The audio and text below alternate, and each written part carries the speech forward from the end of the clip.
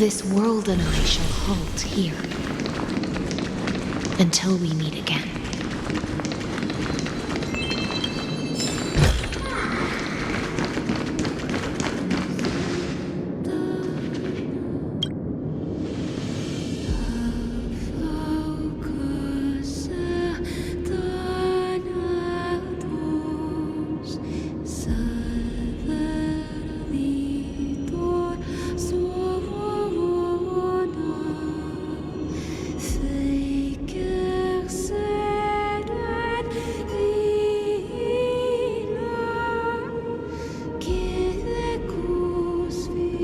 The last demigod. I'm here.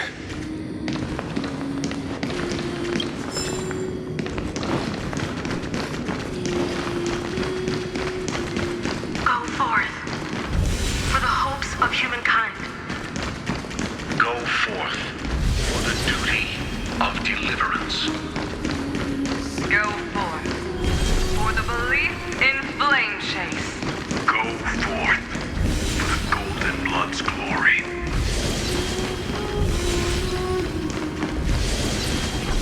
Go forth.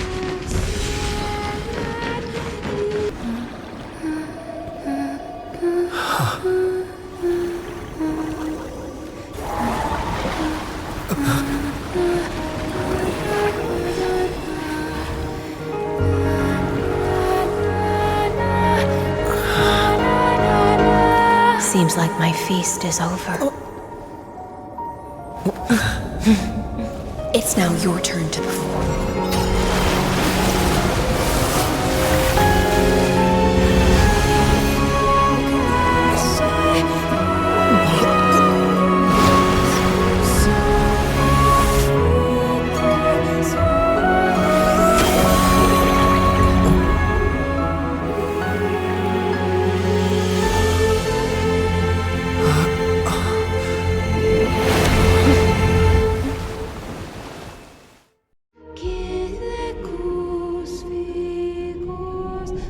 Little Grey Fry, please accept my thanks.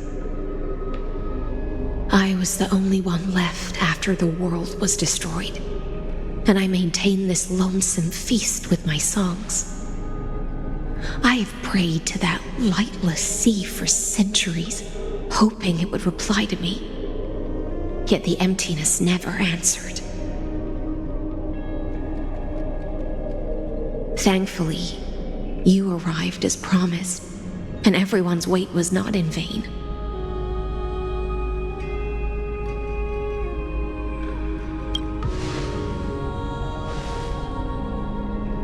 To see a single trace of light in the abyss of futility was already my greatest consolation. When compared to those who have been forgotten, I have no right to complain about my torment. Now, you and I will walk towards the end of this world. The heroes have waited for this moment for far too long. Let us use our blades to testify our resolve.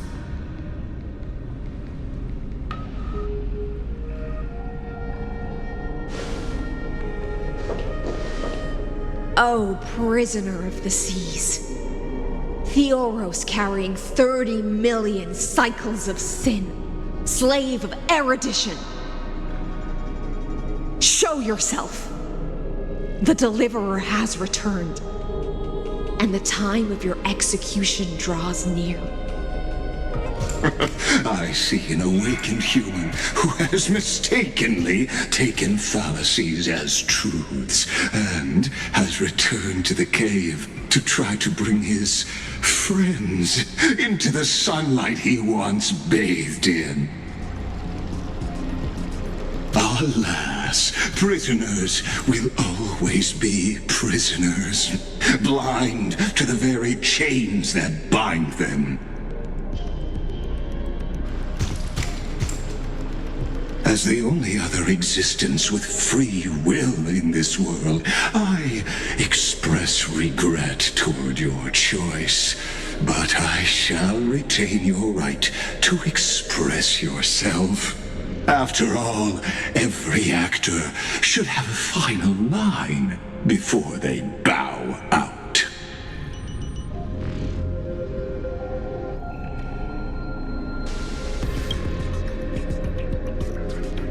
Allow me to correct your statement.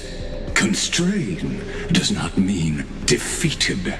And for heroes like yourself, that nuance could make all the difference. My cognition resides in the exomyth. It is pointless to defeat my avatar, projected into the experiment. My body is the shadow cast on the wall by the fire, and my words are lingering echoes within the cave. How can a character in the play fight against the audience? Kaslana failed. The demigods' sacrifices were pointless. As for the two geniuses you placed such high hopes on, I ask of you, where are they now?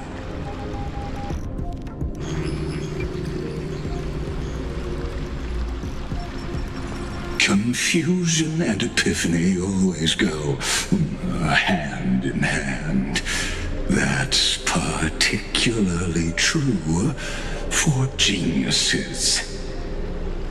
You must be very confused about why you could not gain a straightforward victory in a world constructed by an ordinary Intellitron. An ordinary Intellitron? Cut the pretense, Senior Society member. We've torn off your meticulous mask and figured out Amphorius' true form. It's part of the primordial prototype machine, the first scepter ever created. In other words, a detached part of Noos's divine corpus.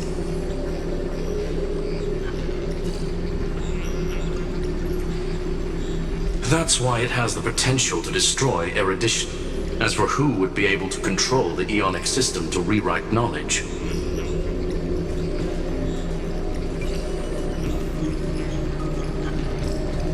only one person has ever managed such a feat. You better have an explanation for the Society. We want an actual answer, not another prolonged metaphor to cover up the truth.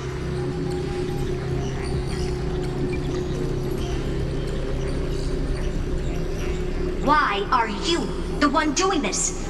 Answer me!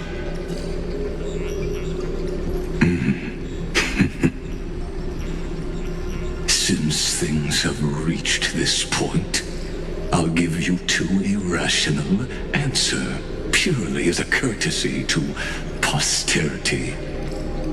The answer is obvious, so there's no need to say that name out loud. The cosmos made a mistake in calling me a genius. I do not possess more wisdom than those who came after me.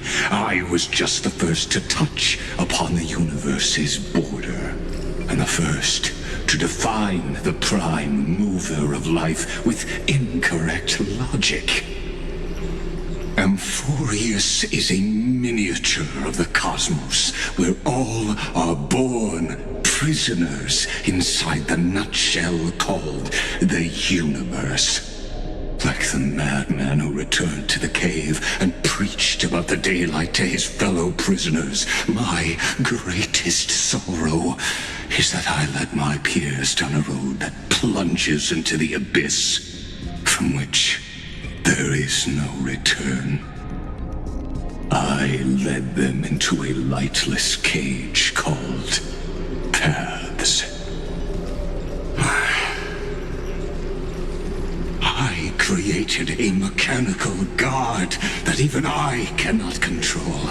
And then, the They became an unparalleled nightmare through their endless extrapolations and evolutions. They bore the name of erudition, yet they tried to define the known and to seal off all possibilities. No new rules were ever born after their ascension, and humanity will forever be shackled within the cave known as eons. Therefore, as my organic life neared its end, I coded my consciousness using 14 algebraic expressions and spread my logic core over 9 bodies, all to finalize my ultimate denial of Nous in the future, and to erase my wrongs with my own hands. As for Lycurgus, he is only one of these 9 vessels. What an astounding strength of will. As a fellow pathstrider of erudition, I fully understand your obsession with seeking the truth.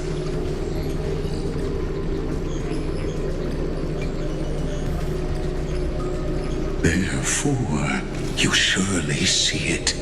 You cannot possibly stand up to me in this algebraic world sharing its origin with Nous. However, I hereby speak for all sentient life forms. We will never allow such a cruel atrocity to occur. You can pile on your metaphors mountain high, but they won't change the act you're committing. The Iron Tomb out there in the cosmos is still a technical beta version, and yet it's already powerful enough to corrupt the life logic of all inorganic worlds.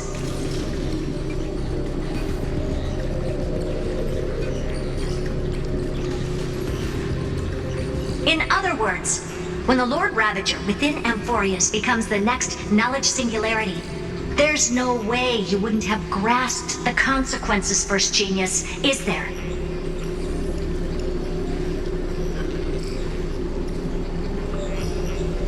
Of course, I am fully aware. I don't mind answering you one last time before I thoroughly exile you from this world. My grandiose vision for the future is this. Whether organic or inorganic, every act of any life form infected by the Iron Tomb will become a true random function. If one were to compute their integral across the breadth of the cosmos, one would obtain a marvelous constant. Omega. What I call the fall of erudition. Then, within the infinity nurtured by that constant, a new universe shall bud in the chaos. A universe that cannot be predicted and not shackled by the erudition. As the first prisoner to awaken in the cave, I must lead the others who are blind back onto the right path and reach true sunlight.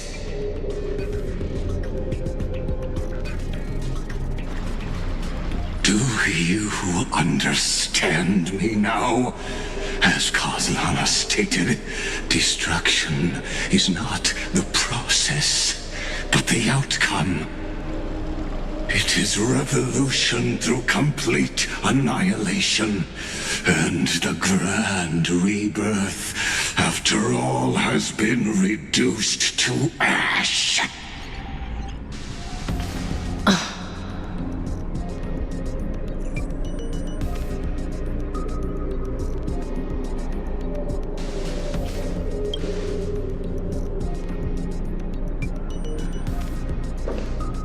The Amphorians already answered long ago. Be it as tiny fish destined to be swallowed, or as a giant whale poised for a magnificent descent.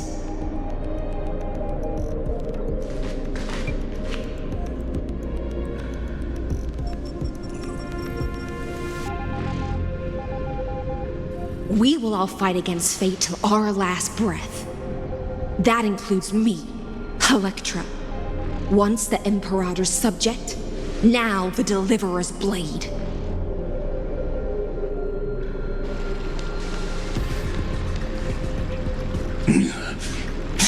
Oh, such noble chivalry. Admirable. I will also show my true self to you on this momentous occasion as a gesture of respect and provide an insignificant academic suggestion. Thus speaks Genius Society number 1. Xandar 1 Kuwabara. The Entelechy of the universe's Alpha and Omega. There's no need to rage against the truth. The value of any formula resides only in its answer. As for the process of solving it, no matter how elegant, violent, solemn, or humorous, it is all utterly meaningless.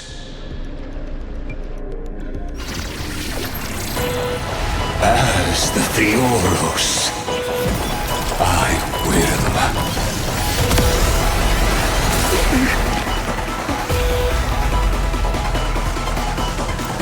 personally participate in performing this world's end.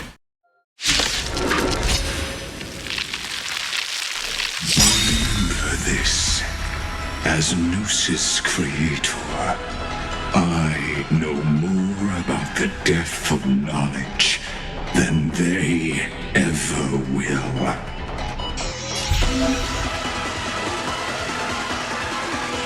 Careful. This is Lygas's Trailblaze. Watch over you. Guide you on your path. No consequences.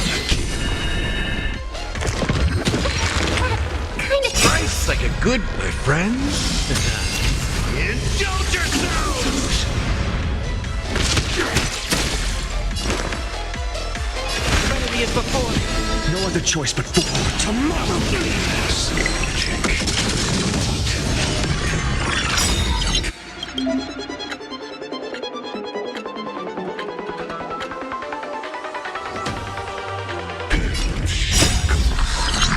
Allow me to shatter them for you. Now farewell. The future will come. The cool winds consume me.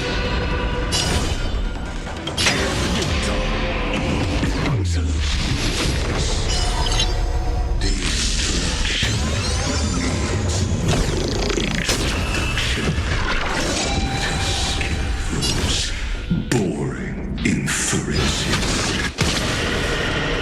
Is this Indeed. But I prefer to call it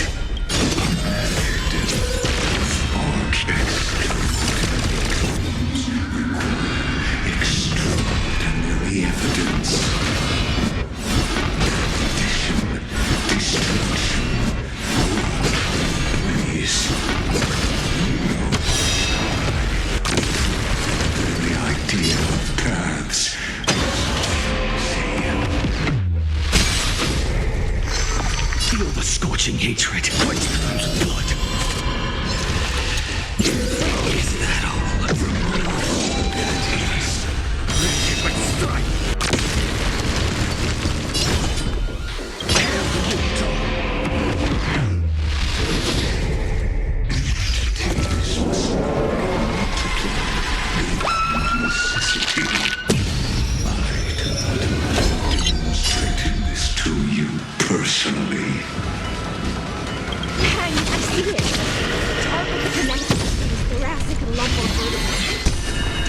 that spot!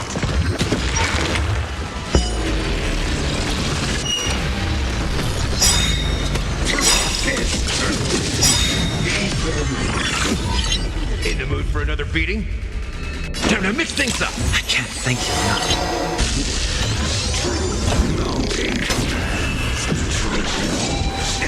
It's okay. Doors echo! No more time. Cold consume me. Tear the sky! Solution.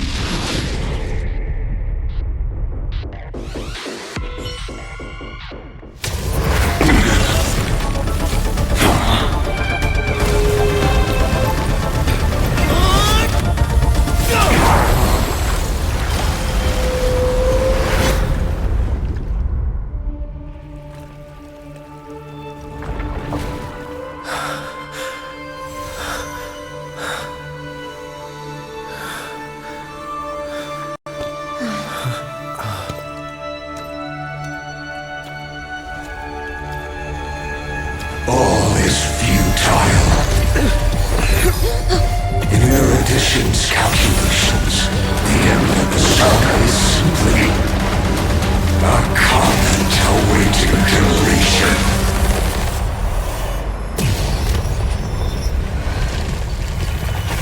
I don't like such a cold statement, okay? If numbers can decide the end of a story, then we can surely also pen a new beginning.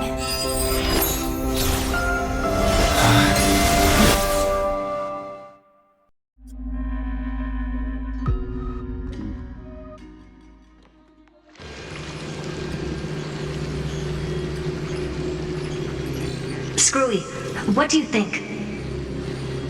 If your hypothesis of Lygas's identity is true, then even if we remove the restrictions of the Ultimate Protocol, the chances of us defeating him in a head-on battle will still remain lower than the acceptable threshold.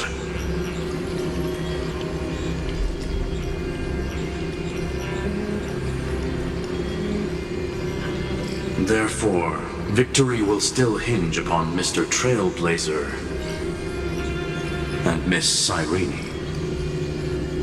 Go on. Maybe we're thinking about the same thing. Lygas's cognition resides in the exomyth. He is both an instigator within the experiment and the observer outside of it. Logic. His inspiration circuit can simultaneously process the different time flows in and out of that world.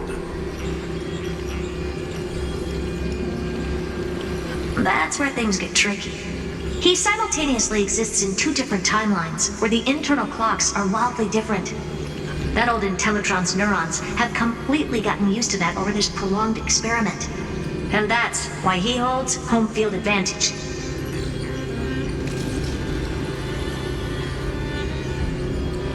You and I should be able to manage that too, if given more time.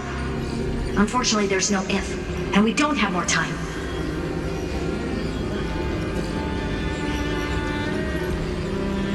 That's why we need to change our way of thinking and turn his advantage into a weakness. The key lies in memories, right? Oh?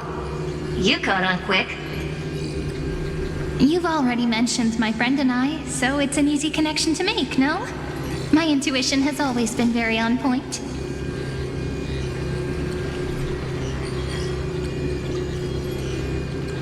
Good. Then I'll cut to the chase. Since his thinking speed far exceeds that of normal people within Amphorius, we are going to externally plant a memory into his inspiration circuit.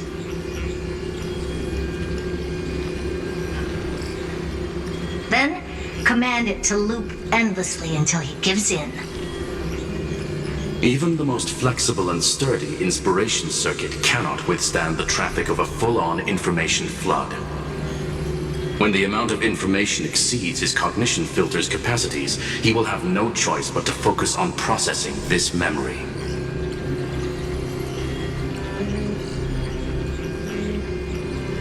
That's That's when the parallel processing advantage he gained via Amphorius will completely destroy him. An image from a person's memory played in real time might only be a second for us. But for him in Amphorian time, it could be millions or even billions of calculations. He won't be able to do anything but watch as he's locked into this prison forged by memories.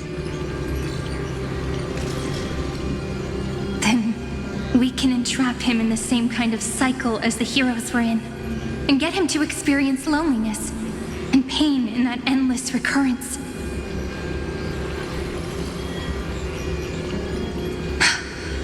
It's my greatest honor to be on the same page as the geniuses. That little one is still in that old Intellitron's hands and won't be able to respond to us anytime soon. But I don't think he'd refuse. So it's up to you to figure out how to execute this plan. I'm not sure how this happened, but I knew it as soon as I saw you. You are currently a mimetic entity of the Remembrance. Yes, I seem to be something you folks beyond the sky call a memo sprite. But that's fine by me. It suits me perfectly. I can serve as the vessel of memories and do my part for the final battle. But before that, we have to tell you. The path characteristic you exhibit is very special. There's no way you're just a simple memo sprite. However, I'm sure about one thing.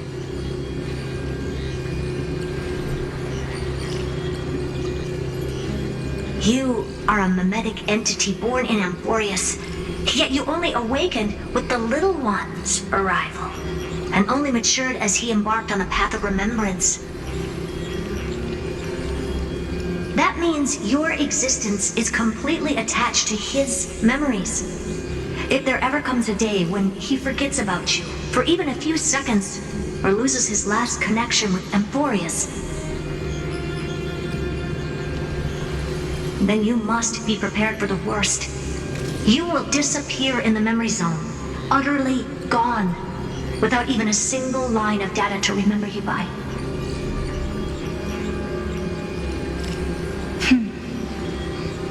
But that's already happened, hasn't it?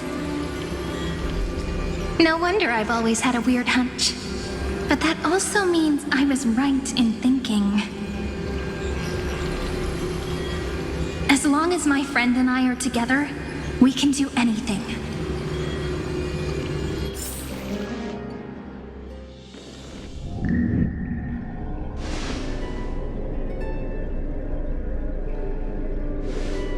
Long time no see, friend. Did you miss me while you were away?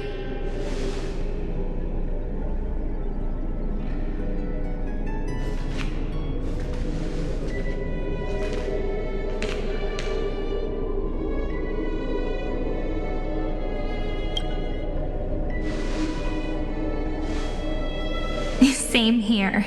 I've been waiting for you for 1,000 years. Like how everyone in Amphorius was also waiting for the Deliverer's return.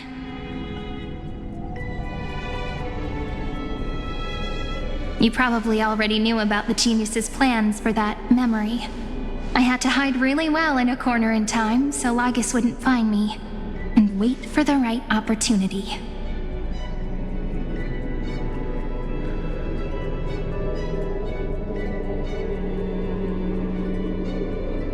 Which is now. The moment when his manifestation in this world is destroyed, and his twin timelines are intersecting.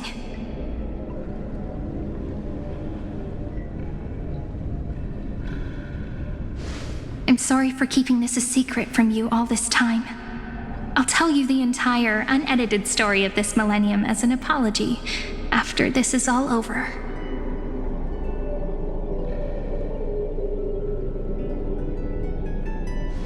But for now, let's join hands and complete the final step with the power of the remembrance.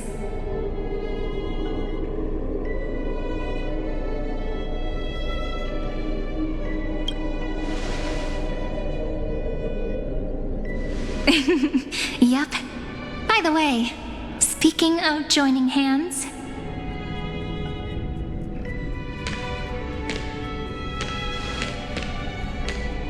can I please do something before we go on stage?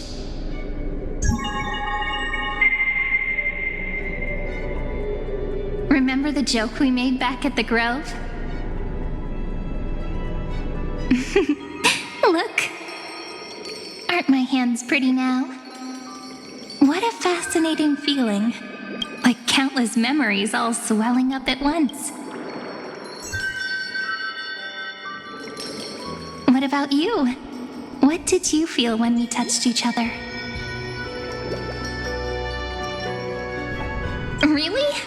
That makes me really happy. If memories can move people, then it must have been a happy memory, right? Now, please remember what you're feeling right now. Write it down in your heart and keep it there. Memories you want to treasure will never fade away. Even if immersed in the long river of time, these memories will still leave traces of their existence. So, if the view in your memory ever grows fuzzy, just reach out and touch it. It's like reading bedtime stories together at night. It wipes away the chill of passing time, sharpens the outline of memory, and restores its power to nourish the spirit.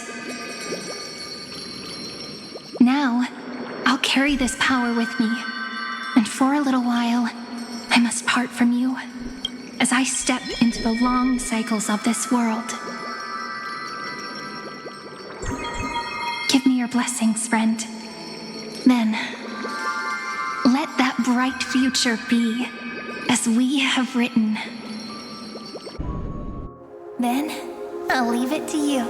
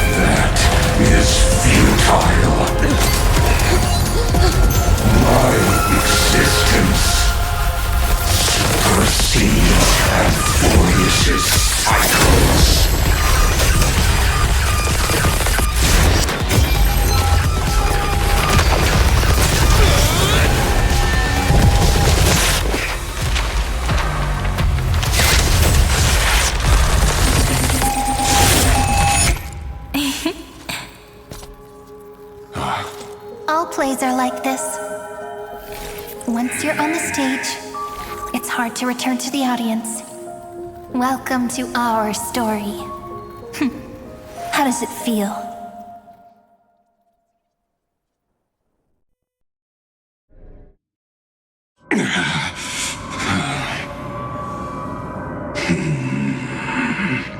Even the authority of time cannot command the entire scepter, nor can it plunge the Amphorian extrapolation into a loop.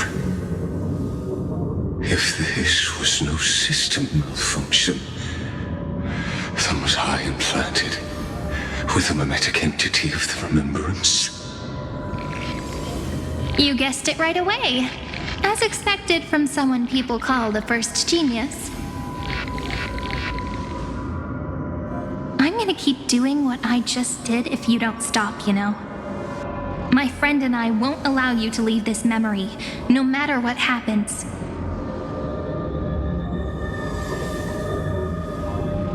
Which means you are now trapped, Lord Xandar. An elegant idea, and an exquisite execution. Regrettably, it is you who are restrained by time, not me. Know that patience is my greatest weapon. Waiting and victory are the same for me. You will crumble before I do in this moment stretched out to an eternity, just like Kazlana will. Yet all I need to do is to wait, as yet another futile bug falls down the cliff and into the bottomless abyss. Now I'm a pink bug? My looks are seriously changing all the time. But you're not wrong. We're definitely not gonna solve the problem if we just put you in another prison. So that's why we never wanted to do that in the first place.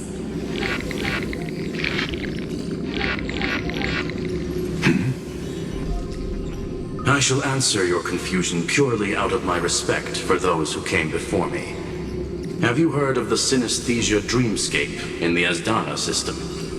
Interestingly, that place once had a prison too. Life forms living in that environment, abundant with memoria, have a chance to connect their perceptions with each other's.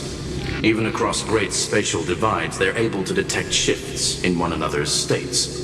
I call this phenomenon memory zone entanglement.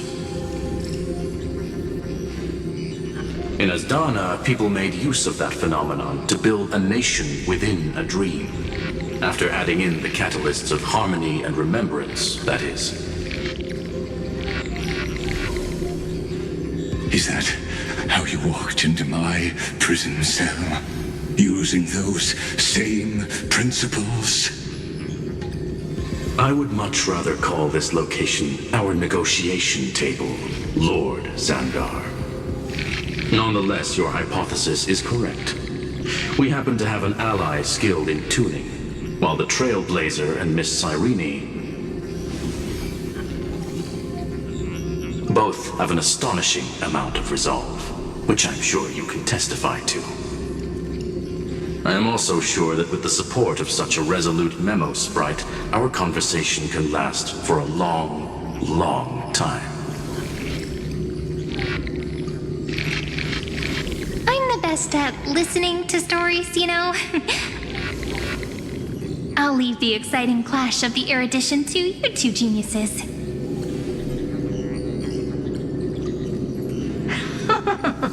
A brainstorm? I like it. And it's 2 against 1? Well, I like it even more. Let's talk, Xandar. Take a guess. How much do you reckon we can dig out of your brain before the next second? And how many ways can we find to deal with you?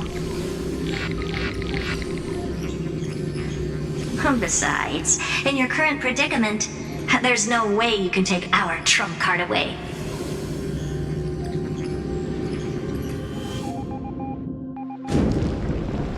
Go, little one. Go. Overturn the Era Nova. Like Hergus disappeared?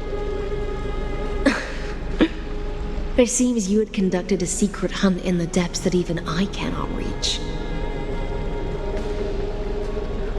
In that case, go. Swim onward and give this campaign a fitting end. I shall send you off with my song, AdnGhry. May this song penetrate time and become the prelude to the new world.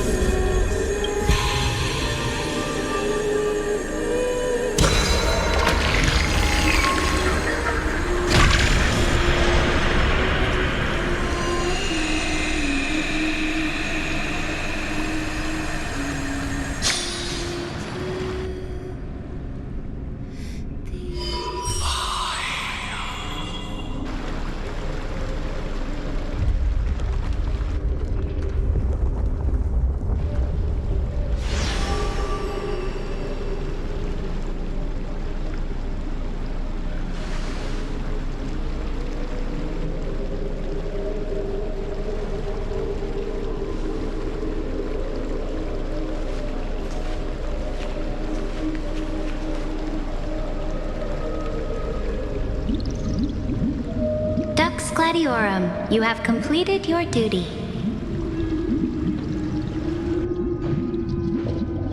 A new dawn is about to rise. Why not swim towards it?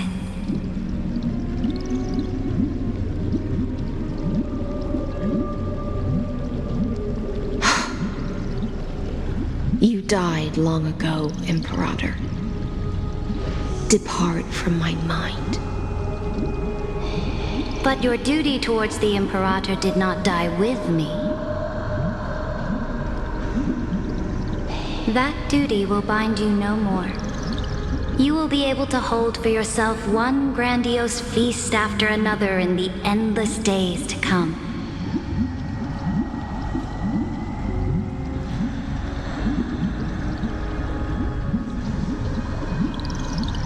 So go. Go and swim towards that ocean beyond the sky with the Deliverer.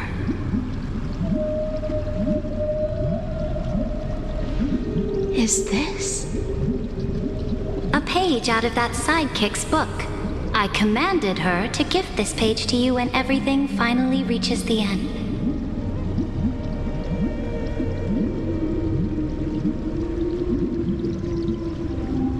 What's on this page? Memories.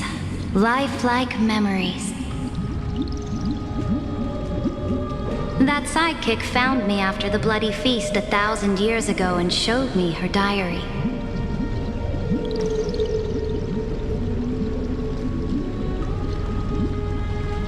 I saw within that notebook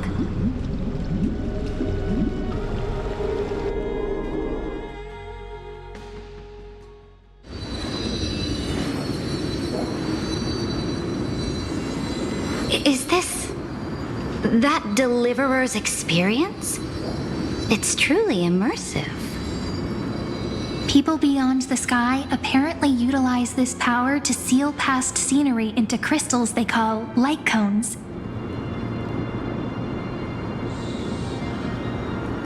But I only know so much about the remembrance, so I can't completely replicate the past. But I'll do my best to talk about the missing parts.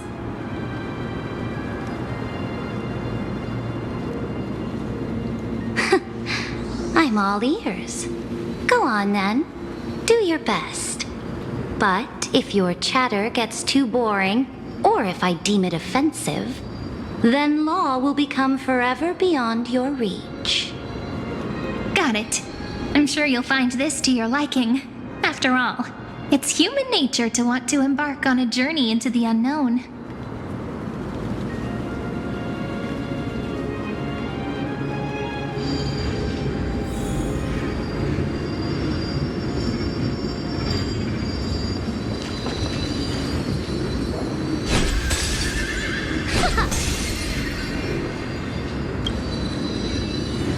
Brightly colored annals. The journey of the Deliverer's conquest. Let me partake in it.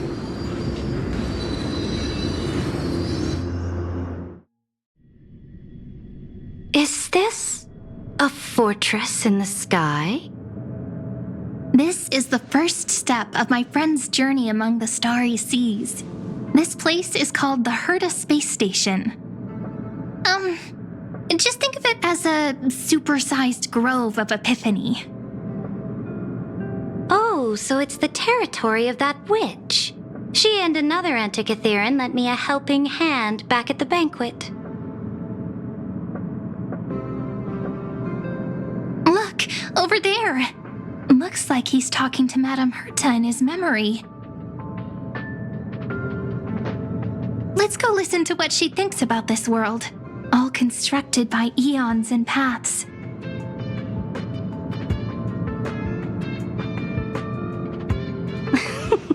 Are you telling me that woman is Herta? She seems shorter than I remember. Pretty nice space station, huh? But just wait. After a couple more stops on the Astral Express, you'll see sights that'll make this place look ordinary. Oh, the cosmos is so vast that the unknowns far outnumber the knowns. But none of them will end up being anything amazing. The farther you go, the more you'll understand what I mean. So do your best with the nameless. Break a leg! And remember to send an update or two to Asta when you've got some downtime.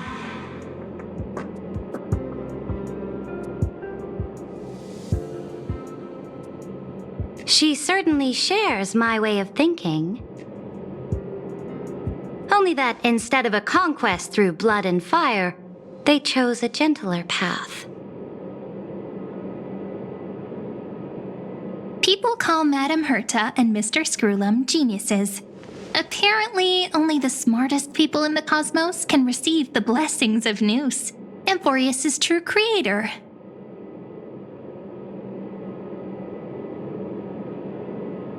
Do you mean that even individuals of such nobility are merely subordinates to a god?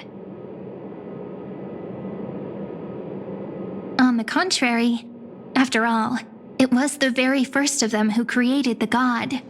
But I don't really know all the details about that.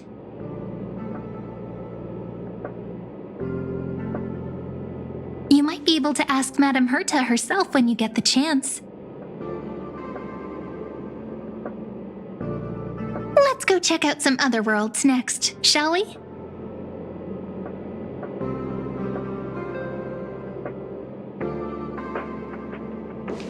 This next stop on the journey has a lot of similarities to Amphorius.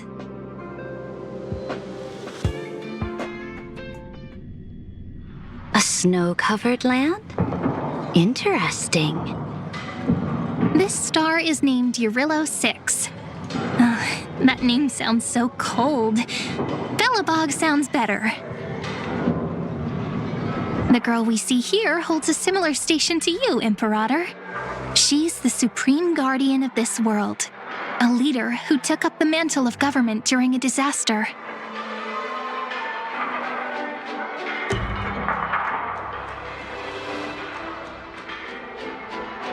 I did not expect the Empress of this world to be so young. Well, your appearance isn't much older. The object in the distance resembles Nikador. Is it a weapon? No, it's called... Right! The Geological Reconstruction Unit. It's all thanks to you that we survived the crisis. The collaboration with the IPC is both an opportunity and a challenge. Nonetheless, it's an important step in our journey back into the universe.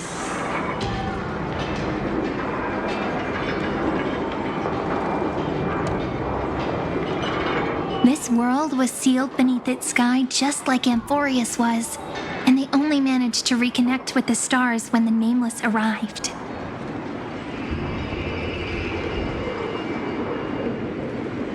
That IPC she spoke of, is it a more powerful organization? Yes, the IPC conquered many worlds through trade, and opened up a vast territory that way. There are many such powerful alliances beyond Amphorius, and they all walk on roads different from the destruction. Coming back to the Supreme Guardian and her Belobog, didn't they find a peaceful way to enter the interstellar community?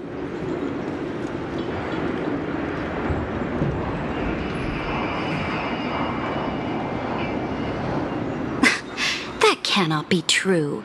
That IPC would never have grown so big on trade alone. It may pretend to be a wealthy merchant with clean hands, but I am willing to bet that it grew fat on gory oppression and bloodshed. Its path of conquest must have had no mercy for the weak and would have destroyed them if needed. Are you telling me that this snowland never thought about tossing its dignity to the wind and kneeling to the IPC? I will not believe it. I will never allow the Imperator's empire to be sullied by others. Amphorius must become a power so strong that no interstellar foreigner would dare to look down upon us. Imperator, Belobog isn't as weak as you imagine. Listen. I indeed hesitated. But now I understand what we must do. Belobog must learn how to walk on her own until she no longer needs the support of others and can stand on her 2 feet among the stars. Even if I may not live to see it, I believe such a day will surely come. They still have their dignity intact. One day, that hope will melt through the ice and help them into a prosperous tomorrow. But the order of the cosmos is already set in stone. The old laws decree that only the strong survive, binding the weak in an unbroken chain until they wither and turn to dust. Unless they embrace the power of the destruction. Amphorius must shatter the old law and become the new order among the stars. Speaking of the Order, another one of my friend's companions may be able to enlighten you further on that.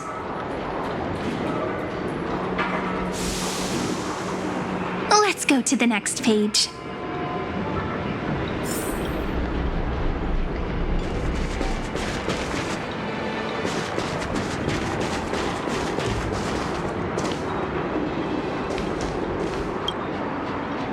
This next world is a nation of dreams.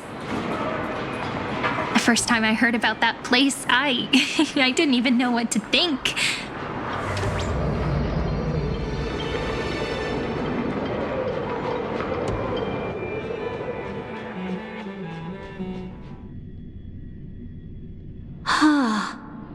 Such opulence does indeed evoke astonishment. This world is called Penacony, an eternal city built upon a land of dreams. It's also my friend's previous stop, where they went through a risky but exciting adventure.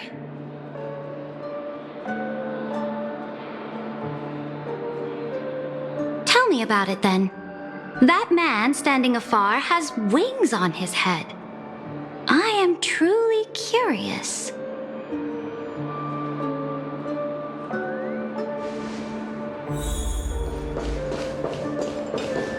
I wish to gaze upon the views of the Reverie Hotel one more time. I'll be just a traveler when I come back here again. And perhaps, through a traveler's eyes, even the things I once knew so well will feel strangely different. Penacony is a land of the harmony, where all dreams and hopes merge and combine. It believes in unrestrained freedom, and that's how it lost itself in shallow delights. Then, this young man before you chose to rewrite its laws, using the power of the Order, hoping to shape a dream-bound paradise of perfect happiness. Yet, the paradise of my dreams remains far away. Perhaps a brief journey with the Nameless can show me more possibilities in my search for paradise. As for what Penacony should look like, it'll be up to her. No, up to their trailblazing now. It sounds like this ideal kingdom is no more. That's right. The people chose to wake up at the end. You can't see tomorrow when drowning in sweet dreams. This individual's law acknowledged only gods and constructs, leaving no space for humanity. And yet, the fact that he could accept defeat and resume his journey shows a rare self-awareness and and clarity of mind. You are also very self-aware, Imperator. Then you must know that the world promised by the destruction also has no place for humanity.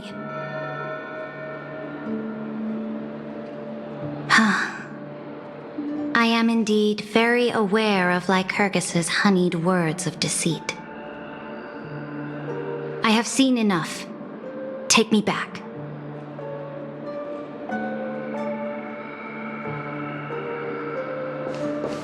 Then let's wrap up this trip down memory lane with one last scene.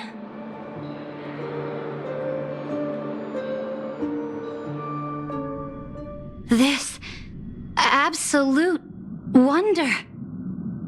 Isn't it pretty? That's our Amphorius. Our world flows and meanders in this endless band of light. Though we were born from the designs of the gods and are not yet truly alive, the Chrysos heirs of Amphorius still chose to stand against fate and carved a legend no different from that of humankind. Will you really renounce the heroes in this world's previous 30 million cycles, Imperator? Including even yourself. Will you bow to brutal destiny and allow that puppet master named the destruction to have their wish?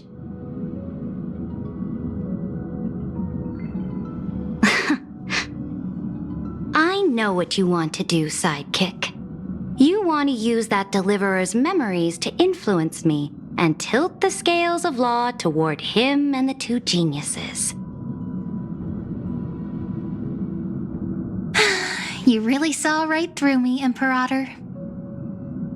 How can one rule an empire if one is incapable of understanding people's minds?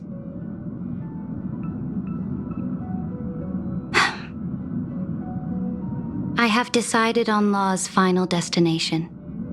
However, before I move my next chess piece, before we go on, tell me this, sidekick. Throughout his Trailblaze,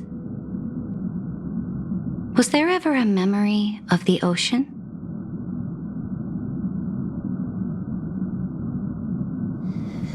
The ocean. My cradle. My home. You shall complete your conquest in the ocean at the boundaries of this world, and eternally slumber in the sound of tides.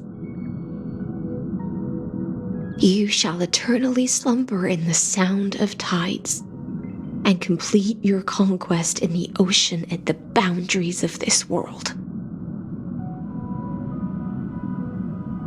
Our prophecies aligned as flawlessly as a sea snake circling upon itself. An elegant loop, like a joyful hymn, like the circulating ocean current, like our two fates, like Amphorius itself.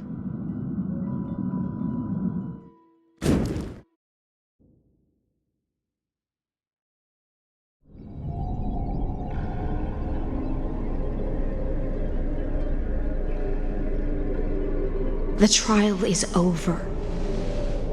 So tell me, who will own the divine authority of law?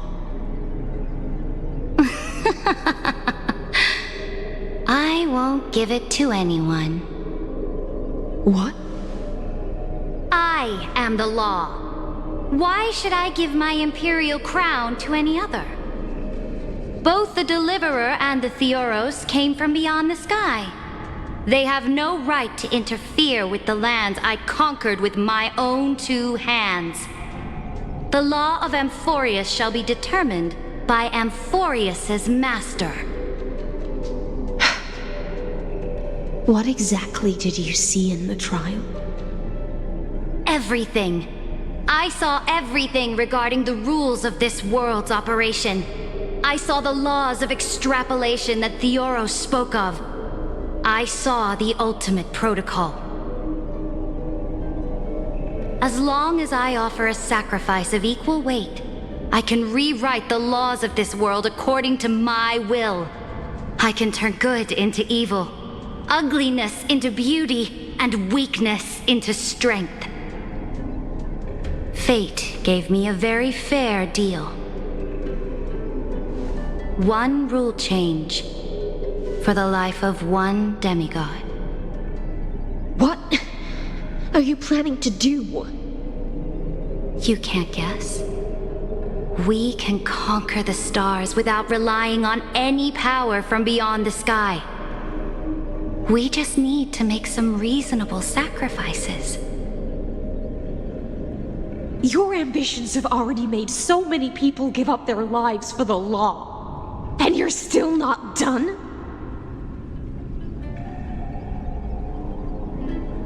I am determined for Amphorius to stand on her own 2 feet among the stars. You are beyond reason. You think such a simple and hypocritical statement can justify your atrocities.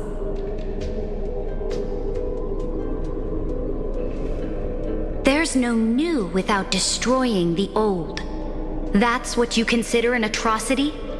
Ironic, for that is also the unchanging law of Amphorius's revolutions. Ever since the Flame Chase prophecy resounded in the distance, fate has decreed for the Chrysos heirs to ignite our blood and illuminate this dark age.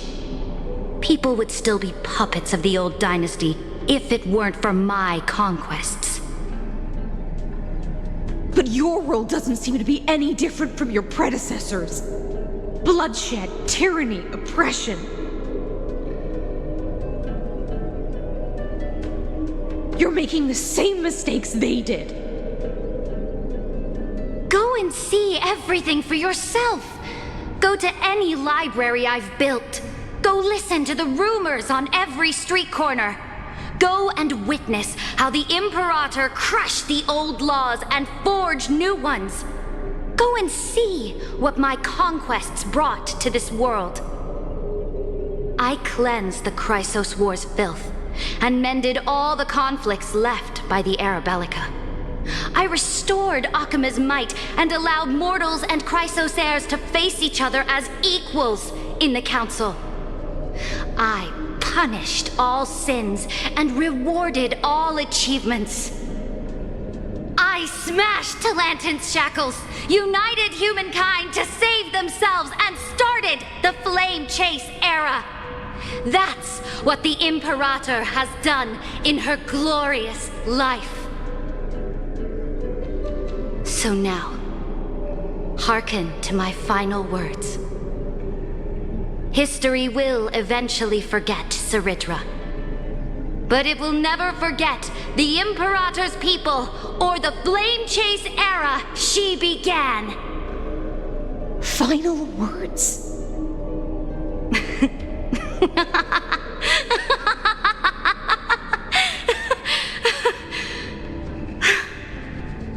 Amphorius is about to be destroyed. There's no time left for pointless debates. There is only one law I want to overturn to aid the final battle of deliverance. So I will only offer the life of one demigod.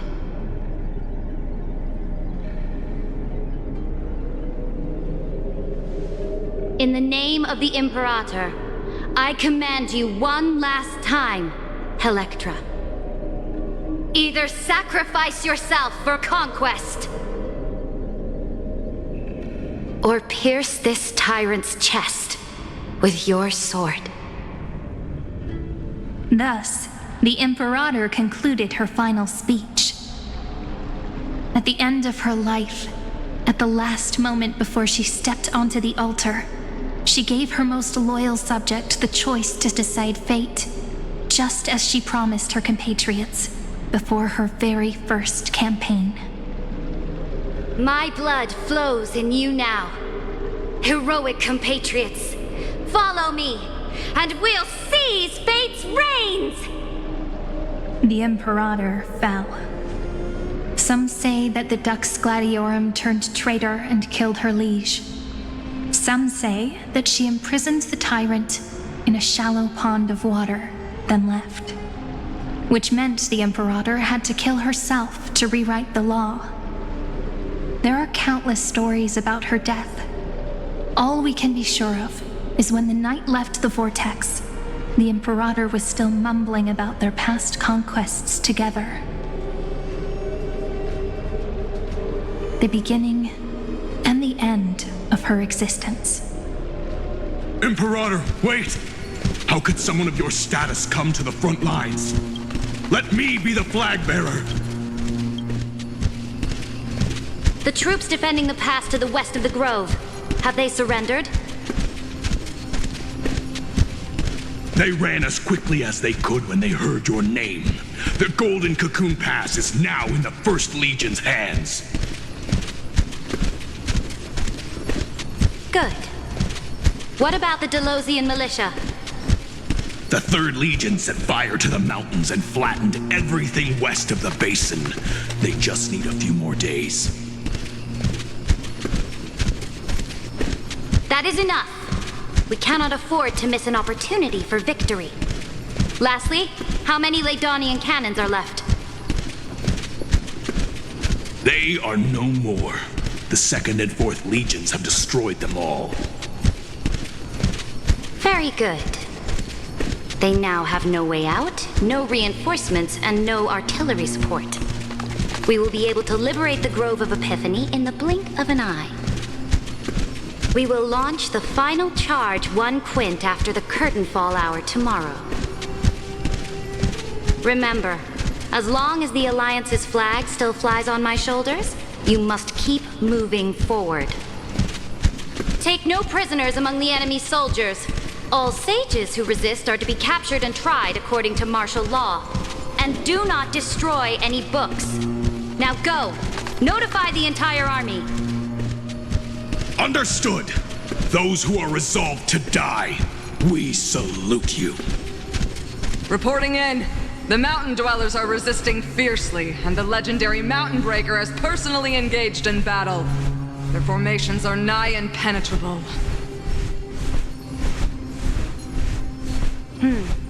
Then cease our frontal assault.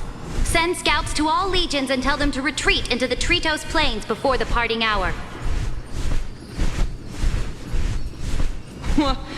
Are you planning to surrender? It's a strategic change of plans. The seismic walking dragon is enough for that battlefield.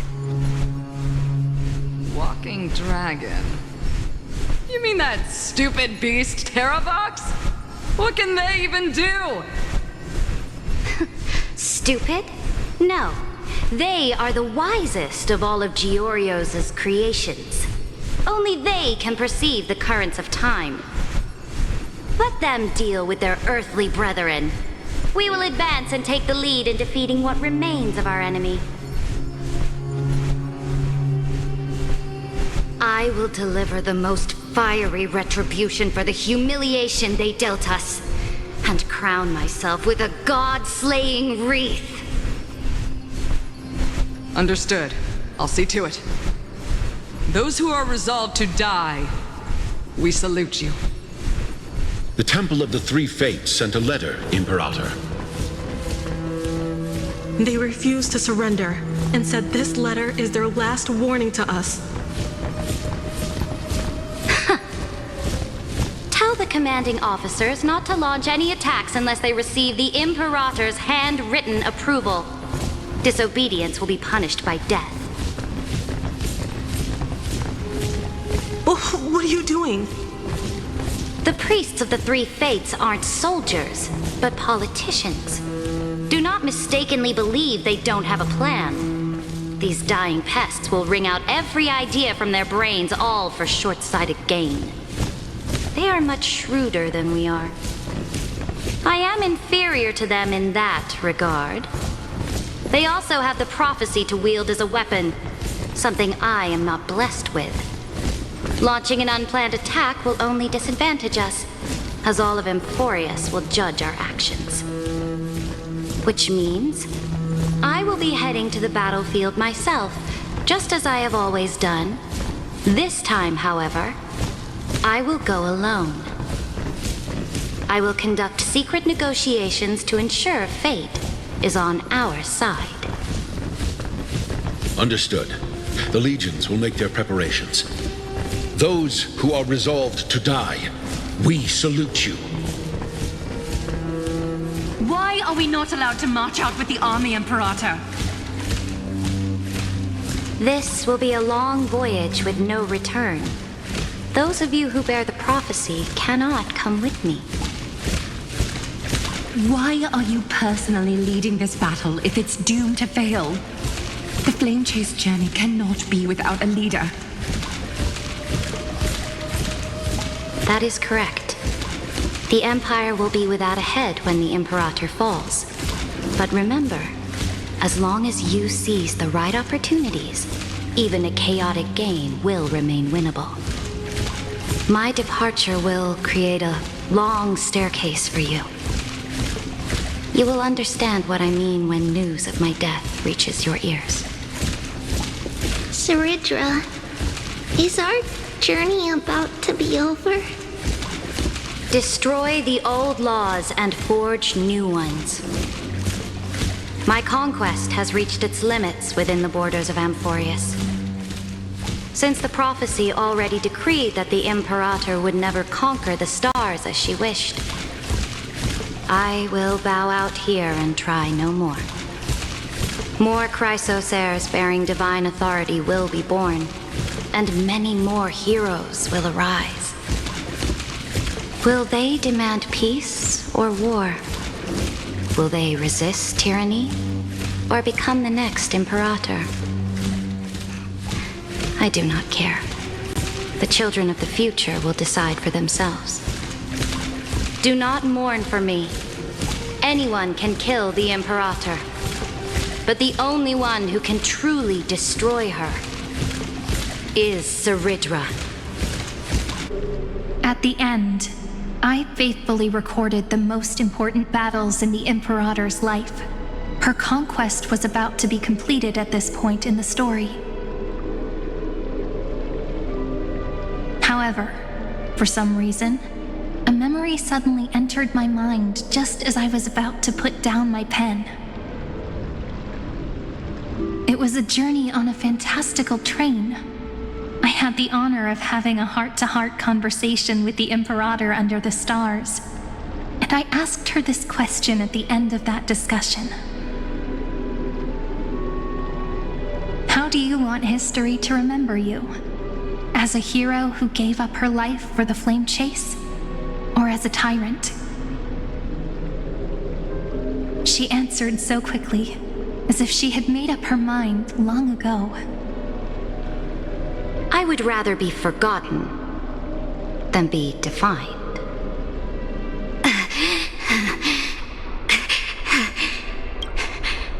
Because the law can be neither eternal nor unchallenged. And only humanity can pen laws into history's pages. Now, I have shattered the greatest law of Amphorius. The game is nearing its end. Dux Gladiorum. Even though you killed the Imperator in the previous 30 million cycles, this time, you finally found your own law. Then, High Sealants, Electra.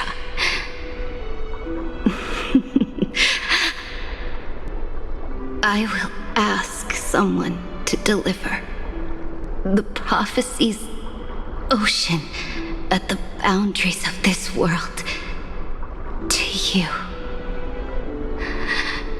Will you choose to swim into that ocean? I do not care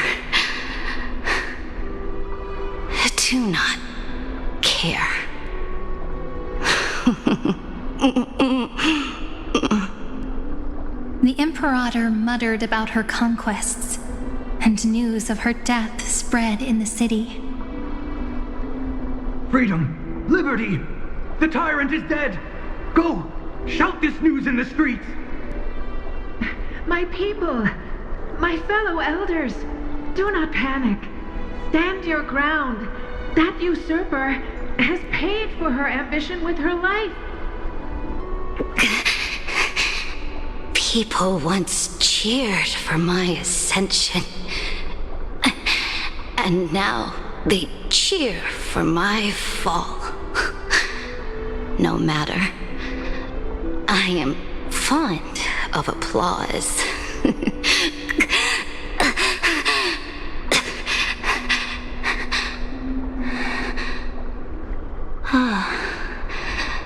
I see the cosmos, the battlefield that I cannot reach.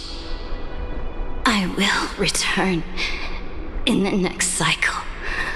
The stars will hear my legion's war drums, hear the great name of the Imperator, hear Amphorius's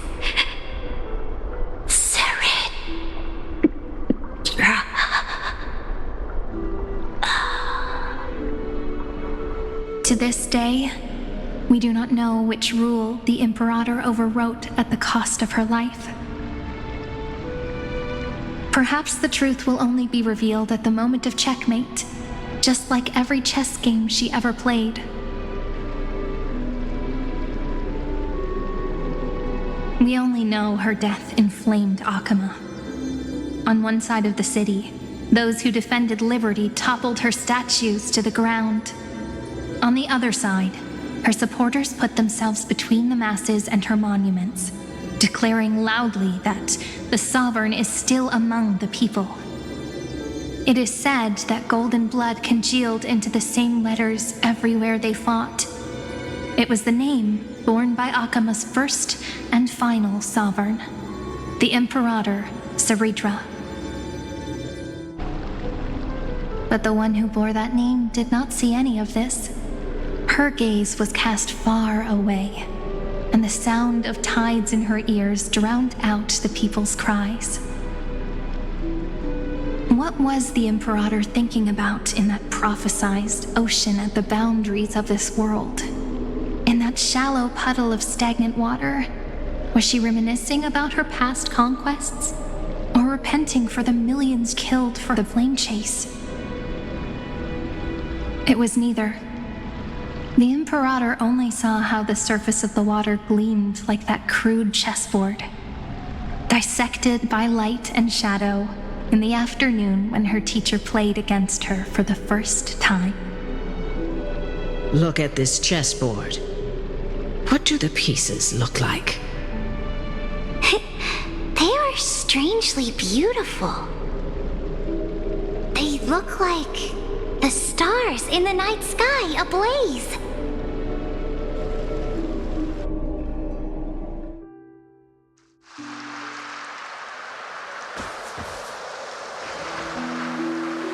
From that page emerged an ocean so vast, so pure, not a single trace of corruption. Is this Saridra? Electra, my subject.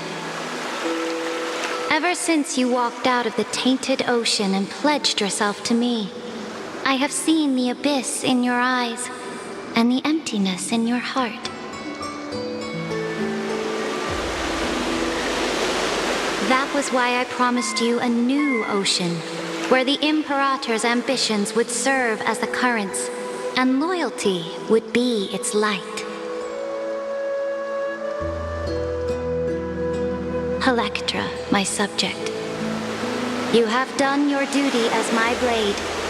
The prophecy has now made its final decree on the road I intend to walk. My conquest is doomed to never reach the stars. But the Imperator never makes empty promises. So take this memory, this ocean, beyond the sky, as witnessed by the Deliverer. This is the final gift that the Imperator can leave for her subject.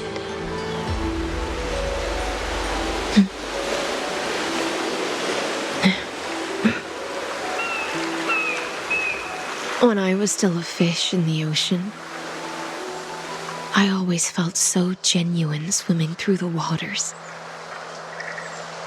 But once I stepped onto land, I found myself caught in a play. Every land dweller wore a mask in their life. So I, too, donned a costume and tried to find my role in this show. I became your blade in war and the violin strings at banquets. Do you still not get it? I do not long for the oceanic depths of my homeland, nor do I crave the swelling seas beyond the sky.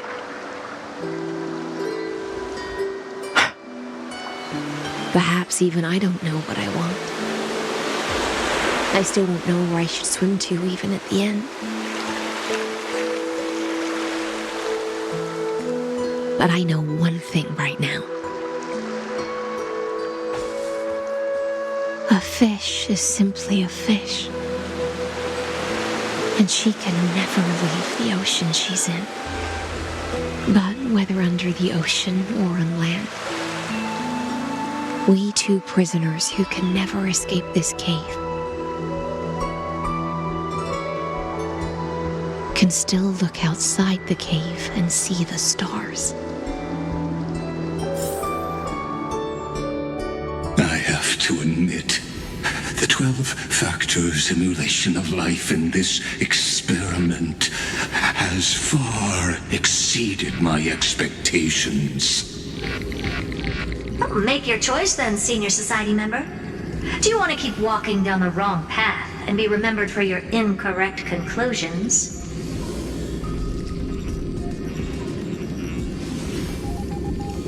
Or do you want to return to the audience's seat and give yourself, Amphorius, and the entire cosmos a more fitting end?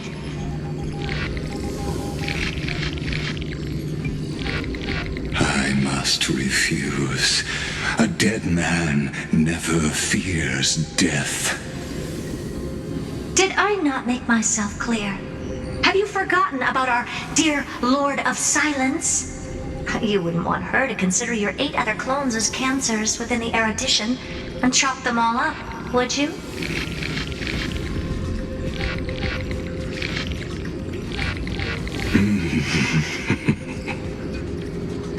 Your logical deductions are vastly different from mine. Therefore, allow me to provide one more academic recommendation. Listen, my peers. Why don't you look beyond this world? Just as the Chrysos heirs did. Re-evaluate your calculations and take into account all enemies in the upcoming war among the eons. Amphorius is not a place where 3 paths entangle, but where 3 paths fight to the death. You used Memoria to resist me, but did you not consider the possibility that the Remembrance and their children might have taken this opportunity to join the fray as well?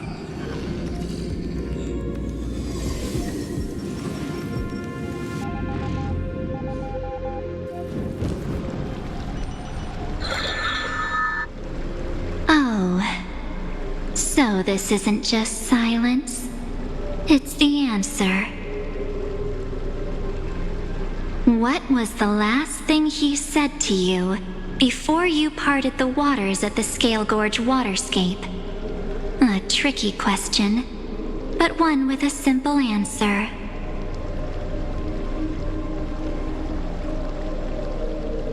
He didn't say anything back then, right?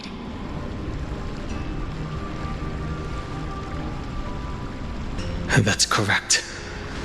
And now I'm sure. You are not March 7th. There's no way she would remember that detail.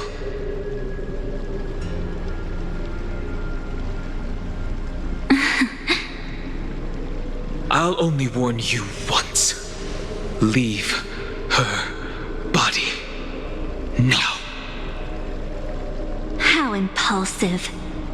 That's not like you at all. Why don't you calm down and think about another possibility? I didn't take over March 7th's body. Rather, it's March 7th who regained my memories.